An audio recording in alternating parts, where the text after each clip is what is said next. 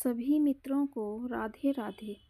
किरण Hindi academy में आपका बहुत बहुत स्वागत है। अभी तक हमने विभिन्न परीक्षाओं में आए हुए साहित्य इतिहास के प्रश्नों को देखा है। आज हम आदिकाल से संबंधित महत्वपूर्ण प्रश्नों को देखेंगे जो विभिन्न परीक्षाओं में बार बार घुमा फिराकर पूछे गए हैं। समय का ध्यान रखते हुए पहले प्रश्न पर आते हैं। पहला प्रश्न है हमारा, इतिवृत्त और आलोचना का समवेत रूप होने से वह इतिहास आज भी प्रकाश स्तंभ बना हुआ है। इस कथन में जिस इतिहास की ओर संकेत किया गया है उसके लेखक कौन है? कौन है उसके लेखक? उसके लेखक हैं आचार्य रामचंद्र शुक्ल। और किसके विषय में बात की है? हिंदी साहित्य का इतिहास जो आचार्य रामचंद्र शुक्ल के द्वारा लिखा गया है। और ये कथन किसका है? ये कथन है विजेंद्रनाथ स्नातक का। शुक्ल जी ने हिंदी साहित्य के इतिहास को सर्वप्रथम वैज्ञानिक ढंग से विधेयवादी पद्धति में लिखा है, जो साहित्य इतिहास लेखन की बहुत ही महत्वपूर्ण और सबसे अच्छी पद्धति है। और ये प्रश्न कब आया है? 2021 पीजीटी में ये प्रश्न आया हुआ है। दूसरा प्रश्न करते हैं, किस विद्वान ने हिंदी साहित्य के प्रारंभिक काल को वीरगाथा काल नाम दिया है? किसने दिया है? वीरगाथा काल नाम किसने दिया है? आचार्य रामचंद्र शुक्ल ने। सभी को पता है, बहुत ही आसान प्रश्न। पीजीटी परीक्षा 2005 में ये प्रश्न पूछा गया है। आइए अब इसकी थोड़ी व्याख्या देखते हैं। हिंदी साहित्य के विभिन्न विद्वानों ने प्रारंभिक काल का भिन्न भिन्न नामों से वर्गीकरण किया है, जो इस प्रकार है। डॉक्टर जॉर्ज ग्रियर्सन ने क्या कहा है? आदिकाल को चारण काल कहा है। प्रारंभिक काल को मिश्र बंधुओं ने आरंभिक काल कहा है। गणपति चंद्र गुप्त ने क्या कहा है? प्रारंभिक काल। देखिए, इसमें बहुत ही कन्फ्यूजन होता है, आरंभिक किसने कहा और प्रारंभिक किसने कहा। और ये प्रश्न परीक्षाओं में भी कई बार पूछा गया, जिसमें बच्चे बहुत ही कंफ्यूज होते हैं। मिश्र बंधुओं ने क्या कहा है? आरंभिक। मिश्र बंधुओं ने क्या कहा है? आरंभिक। और डॉक्टर गणपति चंद्र गुप्त ने क्या कहा है? प्रारंभिक। आरंभिक और प्रारंभिक और प्रा में आपको अंतर देखना है। आचार्य रामचंद्र शुक्ल ने क्या कहा है? वीरगाथा काल का है, सभी को पता है।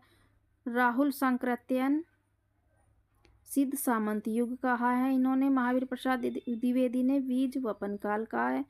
विश्वनाथ प्रसाद मिश्र वीर काल कहा है। इसमें भी कन्फ्यूजन हो सकता है। महावीर प्रसाद द्विवेदी और विश्वनाथ प्रसाद मिश्र, ये आपको याद रखना है। महावीर प्रसाद द्विवेदी ने बीज वपन काल कहा है और विश्वनाथ प्रसाद ने वीर काल कहा है। हजारी प्रसाद द्विवेदी ने क्या कहा? आदिकाल का है, सभी जानते हैं। डॉक्टर राम कुमार वर्मा ने चारण तथा संधिकाल कहा है। किसने? डॉक्टर राम कुमार वर्मा ने चारण और संधिकाल दोनों कहा है। और इन्होंने चारण कब से कब तक कहा है? इन्होंने चारण और संधिकाल का समय क्या दिया है? 750 से 1050 संवत। क्या माना है? संवत माना है, न कि ईस्वी। डॉक्टर मोहन अवस्थी आधार काल का है। अब तीसरे प्रश्न को करते हैं। हिंदी साहित्य के आदिकाल को चारण काल निम्नलिखित में से किस इतिहासकार ने पहले कहा था?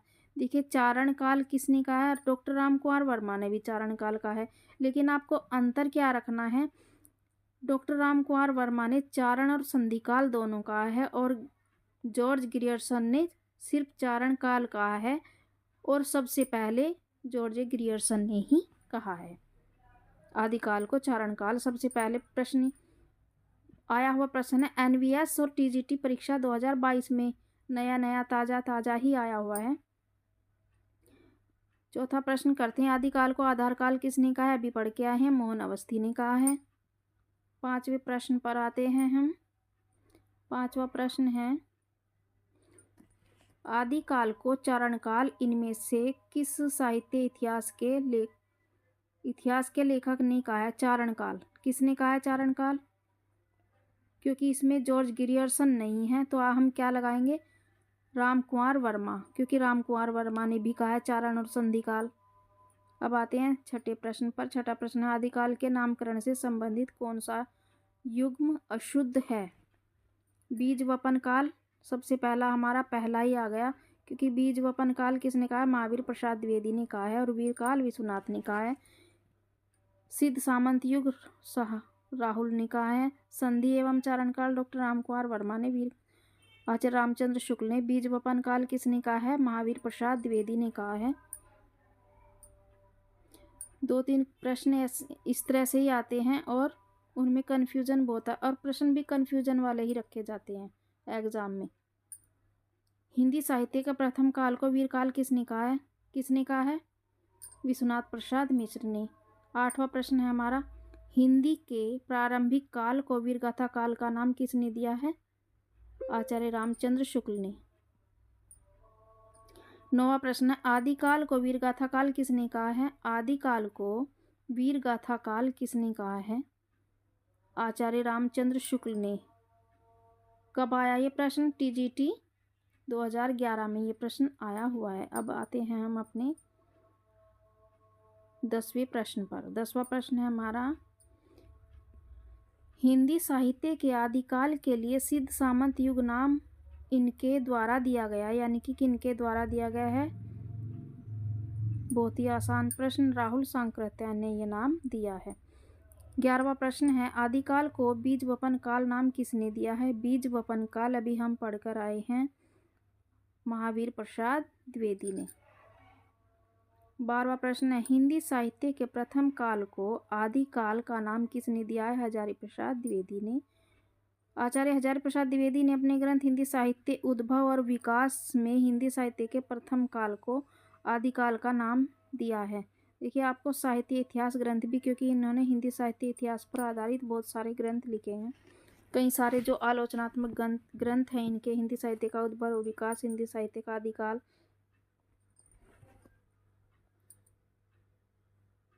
हिंदी साहित्य उद्भव और विकास में इन्होंने क्या कहा है? आदिकाल नाम दिया है। बारीकी से अगर प्रश्न पूछा जाए तो इस तरह से आएगा। 13वें प्रश्न पर आते हैं, हिंदी साहित्य के प्रारंभिक काल का आदिकाल नामकरण किसने किया? प्रारंभिक काल किसने कहा? आचार्य। हिंदी साहित्य के प्रारंभिक काल को आदिकाल नाम किसने दिया? आचार्य हजारी प्रसाद द्विवेदी ने। आदिकाल को आदिकाल नाम किसने दिया भाई? आदिकाल को आदिकाल नाम दिया आचार्य हजारी प्रसाद द्विवेदी ने। अब आते हैं हम अपने 15वें प्रश्न पर, और 15वां प्रश्न हमारा है कटा हुआ। इसको मैं पढ़ के सुनाती हूँ आपको। 15वें प्रश्न को, 15वां प्रश्न भी बहुत इम्पोर्टेंट प्रश्न है, आप इसको पढ़िए, ध्यान से सुनिएगा। निम्नलिखित में से कौन सा नाम आदिकाल का नहीं है? निम्नलिखित में से कौन सा नाम आदिकाल का नहीं है? आंसर है इसका गद्यकाल। इसमें वीरगाथा काल, चारण काल, सिद्ध सामंत काल और गद्यकाल नाम दिया है। और गद्यकाल किसका नहीं है? गद्यकाल किसका नहीं? गद्यकाल किसका है? गद्यकाल है। आधुनिक काल को गद्यकाल कहा जाता है, और वीरगाथा काल या आदिकाल का नाम क्या नहीं है? गद्यकाल। प्रश्न से आप समझ ही गए होंगे। आदिकाल को वीरगाथा काल, चारण काल, सिद्ध सामंत काल, सिद्ध सामंत युग भी, वीर काल, आरंभिक काल, प्रारंभिक काल इत्यादि नामों से अभिहित किया जाता है। जबकि गद्यकाल आधुनिक काल को कहा जाता है। किसको कहा जाता है? आधुनिक काल को गद्यकाल कहा जाता है। और कहा किसने है? आचार्य रामचंद्र शुक्ल ने। आदिकाल को प्रारंभिक काल नाम किसने दिया? आदिकाल को प्रारंभिक काल नाम किसने दिया है? इसमें से प्रारंभिक काल नाम दिया है गणपति चंद्र गुप्त ने। और इसमें ऑप्शन में कोई भी गणपति चंद्र गुप्त का ऑप्शन नहीं है। मिश्र बंधुओं ने क्या कहा है? आरंभिक काल कहा है, और गणपति चंद्र गुप्त ने क्या कहा है? प्रारंभिक काल कहा है। तो इस तरह से भी आयोग प्रश्न पूछता है जिसमें कन्फ्यूजन होता है। डॉक्टर गणपति चंद्र गुप्त ने अपने हिंदी साहित्य इतिहास ग्रंथ हिंदी साहित्य का वैज्ञानिक इतिहास में आदिकाल को प्रारंभिक काल नाम दिया है। उत्तर प्रदेश माध्यमिक शिक्षा आयोग चयन बोर्ड ने अपनी प्रारंभिक उत्तर कुंजी में इस प्रश्न का उत्तर बी माना है। बी दिया गया, किंतु संशोधित उत्तर कुंजी में इस प्रश्न को उपयुक्त विकल्प न होने के कारण बाहर कर दिया गया। मिश्र बंधु ने आदिकाल का नाम आरंभिक काल दिया है। अगर इन्होंने प्रारंभिक काल पूछ लिया और मिश्र बंधु इन्होंने ऑप्शन में रख दिया, गणपति चंद्रगुप्त नहीं किया हुआ है शिक्षा सेवा चयन बोर्ड ने, क्योंकि शिक्षा सेवा चयन बोर्ड इसमें कंफ्यूज ही होगा, तभी ये प्रश्न दिया गया है। क्योंकि बहुत सारे प्रश्न ऐसे होते हैं जो गलत पूछे जाते हैं एग्जाम में भी, जिसमें फिर बच्चे भटकते ही रहते हैं। 17वां प्रश्न है, हिंदी साहित्य का वैज्ञानिक इतिहास के नाम। इतिहास के लेखक हैं हिंदी साहित्य का वैज्ञानिक इतिहास गणपति चंद्र गुप्त। कौन है? गणपति चंद्र गुप्त। 18वां प्रश्न है हमारा,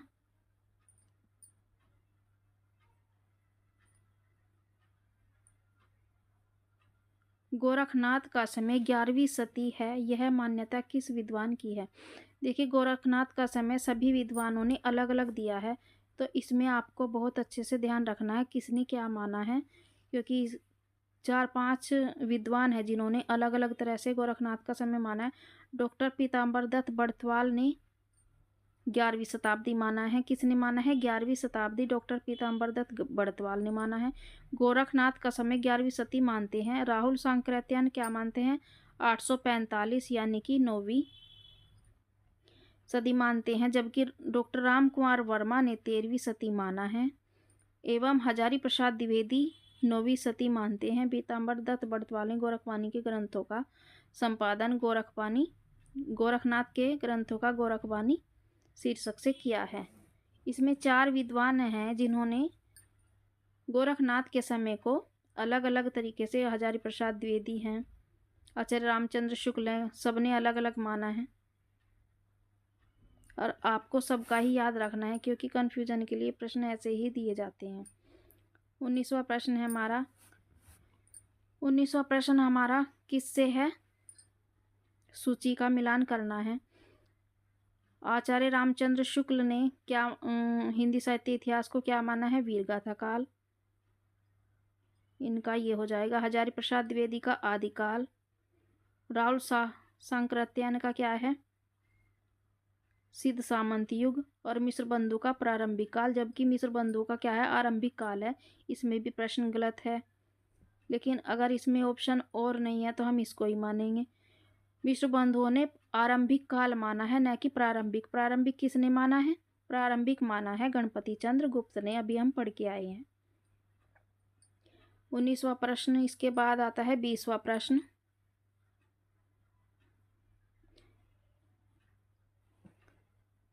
इनमें से किस साहित्य इतिहासकार ने अपने इतिहास ग्रंथ में हिंदी के गद्य साहित्य को गद्य का आविर्भाव, गद्य का परिवर्तन, गद्य का प्रसार और गद्य की वर्तमान गति नामक खंडों में विभक्त करके विवेचित किया है? किसने किया है? आचार्य रामचंद्र शुक्ल ने किया है। अपने हिंदी साहित्य के इतिहास में गद्य को अलग अलग युगों में बांटा है उन्होंने। प्रथम उत्थान, द्वितीय उत्थान, तृतीय उत्थान। आप इसमें पढ़ सकते हैं, पूरा ये दिया हुआ है डिटेल में, आप इसको पढ़ सकते हैं। 21वां प्रश्न है हमारा, डॉक्टर राम कुमार वर्मा ने हिंदी साहित्य का आरंभ कब से माना है? हिंदी साहित्य का आरंभ उन्होंने कब से माना है? तो उन्होंने माना है 693 ईस्वी से। किसने? डॉक्टर राम कुमार वर्मा ने। इसका व्याख्या करते हैं। डॉक्टर राम कुमार वर्मा द्वारा भी रचित हिंदी साहित्य का आलोचनात्मक इतिहास 1938, क्या सन है इसका? 1938 में प्रकाशित हुआ था। इसमें उन्होंने एक विशेष कालखंड 693 से 1693 ईस्वी तक रचित हिंदी साहित्य का विवेचन किया है। विवेच्य ग्रंथ 7 प्रकरणों में जो विवेच्य ग्रंथ है कितने प्रकरणों में है? 7 प्रकरणों में। जो किस प्रकार? संधिकाल, चारणकाल, भक्तिकाल, भक्तिकाल की अनुकर्मणिका, भक्तिकाल, प्रेम काव्य, राम काव्य, कृष्ण काव्य विभाजित किया है। इसलिए इस आधार पर डॉक्टर राम कुमार वर्मा हिंदी साहित्य का आरंभ 693 ईस्वी से मानते हैं। 22वां प्रश्न, बौद्ध धर्म से जुड़े हुए साहित्य की भाषा क्या थी? बौद्ध धर्म से जुड़े हुए साहित्य की भाषा क्या थी? पाली भाषा थी। प्राकृत भाषा के विविध रूप हैं, उनमें पाली प्राकृत का संबंध बौद्ध धर्म के ग्रंथों से है और अर्धमागधी का संबंध जैन धर्म के ग्रंथों से माना जाता है। जहाँ जहाँ बौद्ध धर्म का प्रचार हुआ वहाँ पाली भाषा पहुंची। मोटी सी बात है कि बौद्ध धर्म की भाषा पाली प्राकृत है और अपभ्रंश किसकी है? जैन की। और जैन धर्म के साथ अर्धमागधी प्राकृत भाषा को साहित्यिक महत्व के पूर्व की तुलना में पश्चिम से अधिक प्राप्त हुआ और उसमें भी विशेष रूप से महाराष्ट्रीय प्राकृत का प्रधान रूप है। 23वां प्रश्न है, निम्नलिखित में से अपभ्रंश प्रभावित हिंदी रचना कौन सी है? अपभ्रंश से जो प्रभावित है, भारतेश्वर, बाहुबली, रास।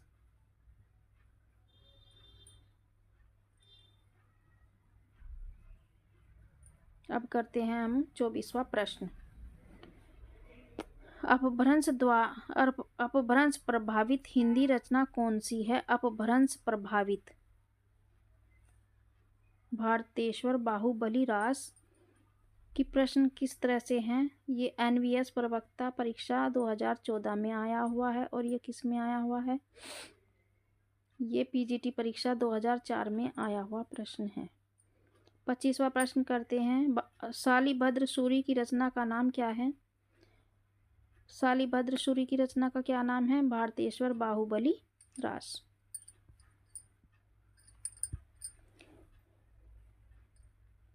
26वां प्रश्न, पंच पांडव चरित रास के रचयिता हैं? कौन है? शालिभद्र सूरी। भारतेश्वर, बाहुबली, रास और पंच पांडव चरित रास किसकी है? शालिभद्र सूरी की रचना है। 27वां प्रश्न है, 11वीं शताब्दी में रचित लोक भाषा काव्य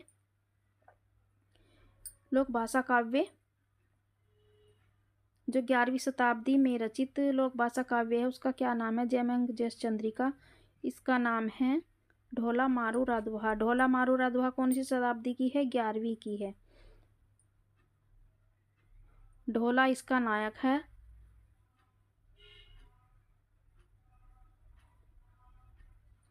ढोला मारू राधुहा 11वीं शताब्दी में रचित एक लोक भाषा काव्य है। दोहा घना पुराणाम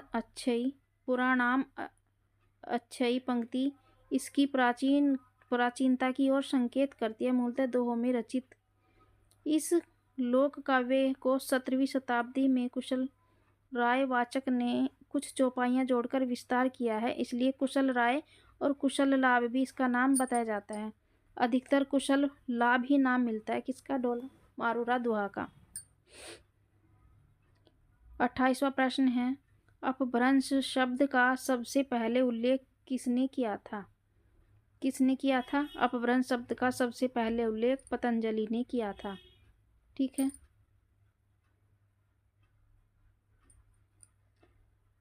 अपभ्रंश शब्द की बात हो रही है। अपभ्रंश शब्द का सबसे पहले उल्लेख महाभाष्यकार पतंजलि ने किया था, जिससे पता चलता है कि संस्कृत या साधु शब्द के लोक प्रचलित विविध रूप अपभ्रंश कहलाते हैं। ठीक है।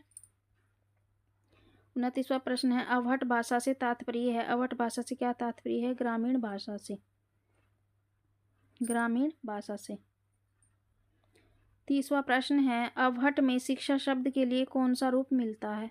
अवहट में शिक्षा शब्द के लिए शिक्षा क्या मिलता है? शिक्षा। और ये भी आया हुआ प्रश्न है। देखिए, दिल्ली केंद्रीय विद्यालय PGT परीक्षा 2015, NVS TGT परीक्षा 2019 कि अवहट में शिक्षा शब्द के लिए कौन सा रूप है? शिक्षा यानी कि सीखना। अपभ्रंश के प्रवर्ती रूप को अवहट नाम दिया गया है। अवहट में शिक्षा शब्द के लिए शिक्षा रूप मिलता है। तुमने क्या सीखा, ये भी तो बोल देते हैं हम। तुमने क्या सीखा। राहुल सांकृत्यायन के अनुसार चर्या गीत और दोहा कोश की रचना करने वाले पहले बौद्ध सिद्ध हैं। ये आप सभी जानती हैं कि इन्होंने प्रथम कवि राहुल सांकृत्यायन ने सरहपा को ही माना है और सरहपा ही चर्या गीत और दोहा कोश लिखने वाले हैं, क्योंकि दोहा कोश किसने लिया? सरहपा का ही दोहा कोश है। 31वें के 32वां प्रश्न है हमारा, निम्नलिखित में से कौन सा नाम सिद्ध परंपरा की योगिनी का नहीं बल्कि योगी का है? देखिए, जब हम प्रश्न को, चाहे हमारे कितने भी किए हुए प्रश्न हो, जब हम प्रश्नों को बार बार करते हैं तो हमें कुछ न कुछ उसमें सीखने को मिलता है और बहुत बारीकी से हम उसको अच्छे से कर पाते हैं। और परीक्षाओं में इस तरह से हम अभ्यास के द्वारा, क्योंकि जितनी बार आप प्रश्न को करेंगे उतनी बार उसकी बारीकियां को जानेंगे और अपने अभ्यास के द्वारा अपने जो आप प्रश्न का आंसर देते हो तो आप उसमें उसको समझ के देंगे। निम्नलिखित में से कौन सा सिद्ध परंपरा की योगिनी का नहीं बल्कि योगी का नाम है? ये प्रश्न कभी देखा भी नहीं होगा, अधिकतर नया ही प्रश्न है। तो आप मणिभद्रपा को भी जानते हैं, लक्ष्मीकरा को भी जानते हैं, कनखलपा को भी, कि पुतलिपा ही एक ऐसे हैं जो योगिनी नहीं योगी हो सकते हैं। आइए आप इसकी व्याख्या भी देखते हैं। सिद्ध साहित्य आदिकालीन हिंदी साहित्य की एक प्रमुख काव्यधारा है। सिद्धों की कुल संख्या 84 मानी जाती है, जिनमें ये आप सभी जानते हैं, जिसमें से मणिभद्रपा, लक्ष्मीकरा, कनखलापा और मेखलापा भी सिद्ध योगिनी है। मेखलपा भी बोली जाती है। इस प्रकार 84 सिद्धों में से 4 महिलाएं हैं। 84 सिद्धों में कितनी महिलाएं हैं? 4। और पुरुष कितने हैं? 80। पुतलिपा भी सिद्ध कवि थे जो शूद्र वर्ण के माने जाते हैं। अब ये देखिए आप, इसमें किस वर्ण के क्वेश्चन कहीं से भी उठाया जा सकता है कि किस वर्ण के माने। पुतलिपा सिद्ध कवि हैं जो निम्नलिखित में से किस वर्ण के माने जाते हैं? तो किस वर्ण के? शूद्र वर्ण के। 33वां प्रश्न हमारा, अधिकांश साहित्य इतिहासकारों के अनुसार हिंदी के प्रथम कवि कौन है? सभी जानते हैं, सरहपा।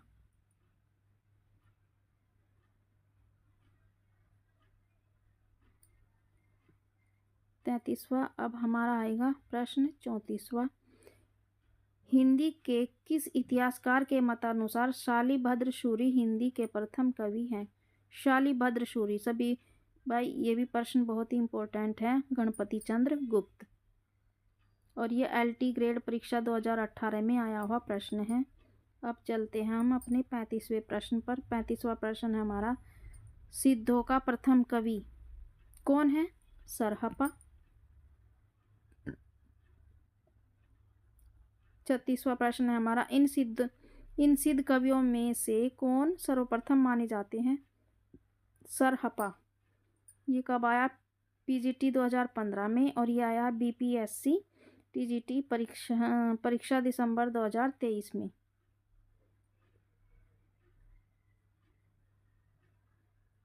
सिद्धों में सबसे पुराने कौन हैं? सरहपा। NVS TGT परीक्षा 2019। 38वां प्रश्न है हमारा, सरहपा को हिंदी का प्रथम कवि माना जाता है? किसने माना है? राहुल सांकृत्यायन ने माना है। राहुल जी ने हिंदी भाषा का प्रथम कवि किसे माना है? कब आया? TGT पुनर्परीक्षा 2004, TGT परीक्षा 2016। अब 40वें प्रश्न को करते हैं, हिंदी का प्रथम कवि कौन है भाई? हिंदी का प्रथम कवि सरहपा। देखिए ये प्रश्न कितना इंपॉर्टेंट है, TGT परीक्षा 2009। 41वां प्रश्न करते हैं, हमारे 50 प्रश्न हैं लगभग। स्वयंभू को हिंदी का प्रथम कवि माना है, स्वयंभू को। डॉक्टर राम कुमार वर्मा ने। किसने माना है? डॉक्टर राम कुमार वर्मा ने। स्वयंभू याद कैसे रख सकते हैं? स्वयंभू राम स्वयंभू प्रकट होते हैं, यानी कि अपने आप राम स्वयंभू प्रकट होते हैं। 42वां प्रश्न है, शाहजहां के प्रवर्तक कौन है? शाहजहां के प्रवर्तक हैं सरहपा, क्योंकि इन्होंने जो भक्ति का मार्ग है उसको सहजता की ओर अग्रसर किया। भक्ति का मार्ग इन्होंने सहज बनाया, वो अपने अनुसार। सिद्धों से संबंधित रामचंद्र शुक्ल के कौन से कथन सही हैं? कौन कौन से कथन सही हैं भाई? सिद्धों के से संबंधित रामचंद्र शुक्ल के कौन से कथन सही हैं? वर्ज्यान में आकार मासुकवाद का प्रवर्तन हुआ। नाथ पंथ सिद्धों की परंपरा से नहीं निकला है। नाथ पंथ सिद्धों की परंपरा से नहीं निकला है। सिद्धों का साहित्य शुद्ध साहित्य के अंतर्गत नहीं आता है, ये उन्होंने कहा है, बिल्कुल कहा है। सिद्धों की वाणियाँ सांकेतिक नहीं हैं। अब हमको छांटना है इसमें से कौन कौन सा है। वर्ज्यान में आकार मासुकवाद का प्रवर्तन हुआ है, इसका आंसर हमारा ए है, यानी कि पहला और तीसरा हमारा सही है। वज्रयान में आकार मासुकवाद का प्रवर्तन हुआ, बिल्कुल हुआ है। नाथ पंथ सिद्धों की परंपरा से नहीं निकला है। नाथ पंथ सिद्धों की परंपरा से नहीं निकला है, हमें सही कथन छांटना है। जैसे नाथ पंथ सिद्धों की परंपरा से ही तो निकला है, सिद्धों में से ही तो नाथ आए हैं, इसलिए हमारा प्रश्न गलत हो जाता है। कि अगर होता निकला है तो यह हमारा कथन सही होता। सिद्धों की वाणियाँ सांकेतिक नहीं है, सांकेतिक हैं उनकी वाणियाँ। तो हमारा इसको देखते हुए हमारा प्रश्न कौन सा सही है? ए, पहला और तीसरा सही है, क्योंकि ये नेगेटिव में ला रखे हैं और हैं ही पॉजिटिव ही। सिद्ध साहित्य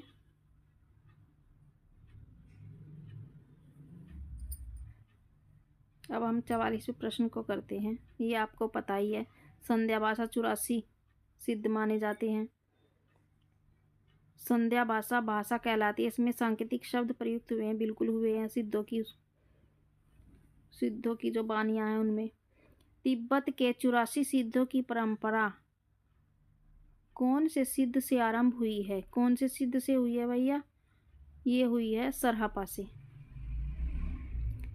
तिब्बत के 84 सिद्धों की परंपरा कौन से सिद्ध से प्रारंभ हुई है? सभी को पता है, सरहपा से ही प्रारंभ हुई है। अब हम आते हैं अपने 45वें प्रश्न पर।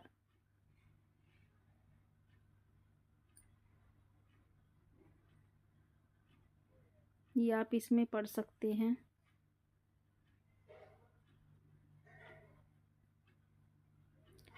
पुष्य या पुंड को हिंदी का प्रथम कवि किस आलोचक ने माना है? किसने माना है? शिव सिंह सेंगर ने माना है। पुष्य या पुंड या पुष्पदंत को शिव सिंह सेंगर ने हिंदी का प्रथम कवि माना है। शिव सिंह सेंगर ने। इनकी साहित्य इतिहास पुस्तक शिव सिंह सरोज है। 46वां प्रश्न है, इन सिद्धों एवं नाथों में सबसे पुराने कौन हैं? तो सबसे पुराने तो हमारे सरहपा ही हैं। इन सिद्धों एवं नाथों में सरहपा और मच्छंदर नाथ। अब हम पढ़ते हैं इसकी व्याख्या। उपर्युक्त प्रश्न के विकल्पों के आधार पर सिद्धों में सबसे पुराने सरहपा हैं तथा नाथों में सबसे पुराने मच्छंदर नाथ हैं, जिन्हें गोरखनाथ का गुरु कहा जाता है। और आदिनाथ भी पुराने माने जाते हैं। अगर प्रश्न घुमा फिरा कर आए तो आदिनाथ भी माने जाते हैं। उत्तर प्रदेश उच्चतर परीक्षा शिक्षा आयोग ने इस प्रश्न का उत्तर विकल्प तथा ए और बी दोनों माना है, क्योंकि उन्होंने नाथों और सिद्धों में प्रश्न को घुमाया हुआ है। 47वां प्रश्न है, नाथ पंथ सिद्धों की परंपरा से ही छटकर निकला है, यह कथन किसका है? आचार्य रामचंद्र शुक्ल का है, क्योंकि कुछ जो सिद्ध थे वो किस में आए थे? नाथों में आए थे, जैसे अर्जुन, और मच्छंद्रनाथ भी नाथों और सिद्धों में गिने जाते हैं।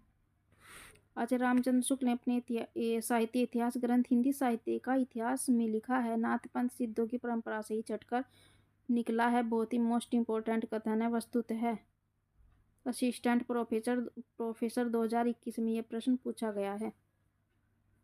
तथा वस्तुतः नाथ पंथ बौद्धों सिद्धों की वज्रयान शाखा से निकला है तथा गोरखनाथ ने पतंजलि में उच्च लक्ष्य ईश्वर प्राप्ति को लेकर हठ योग का प्रवर्तन करते हैं।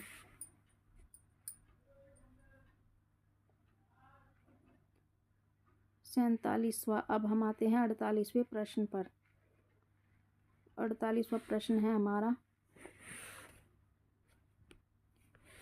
1 मिनट।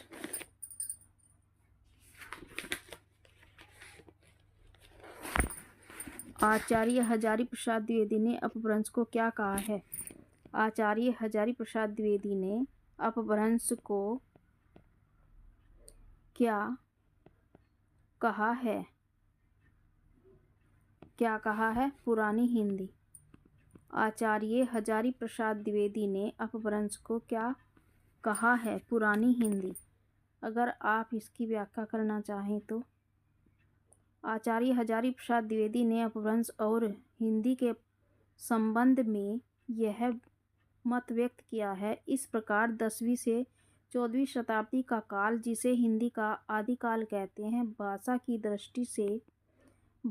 दृष्टि से अपभ्रंश का ही बढ़ाव है। इनके इस कथन से यह सिद्ध हुआ है कि क्या कहा है? पुरानी हिंदी। इसी अपभ्रंश के बढ़ाव को कुछ लोग उत्तरकालीन अपभ्रंश कहते हैं और कुछ लोग पुरानी हिंदी। अब देखिए ये आया है पुरानी हिंदी, क्योंकि पुरानी हिंदी गुलेरी ने भी कहा है और आपके हजारी प्रसाद द्विवेदी ने भी कहा है। आप इस कथन से स्पष्ट देख सकते हैं 12वीं शताब्दी तक निश्चिंत रूप से अपभ्रंश भाषा ही पुरानी हिंदी के रूप में चलती थी, यद्यपि उसमें नए तत्सम शब्दों का आगमन शुरू हो गया था। किसका?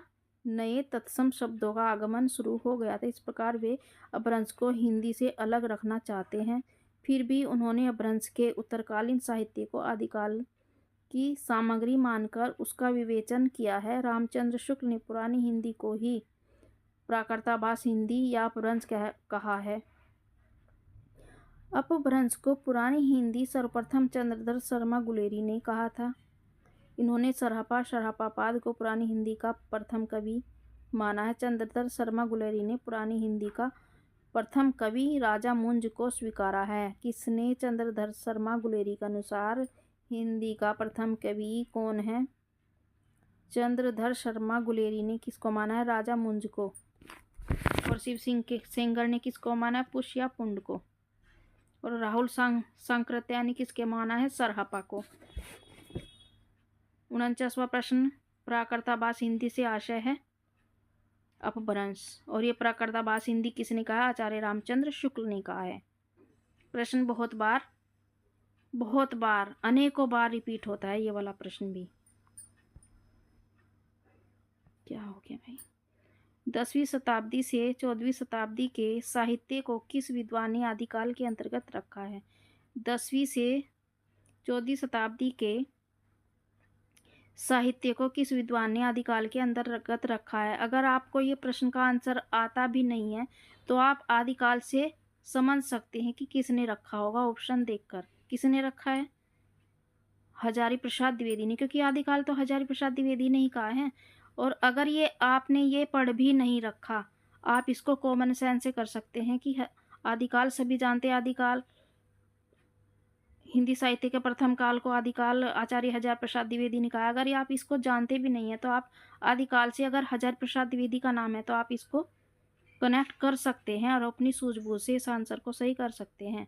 ऐसे ही बहुत सारे प्रश्न अपनी सूझबूझ से हमें परीक्षाओं में करने होते हैं, क्योंकि अगर हम डिटेल में पढ़ेंगे तो हमें सब कुछ पता होता है, उसके विषय में बेसिक जानकारी सभी होती है।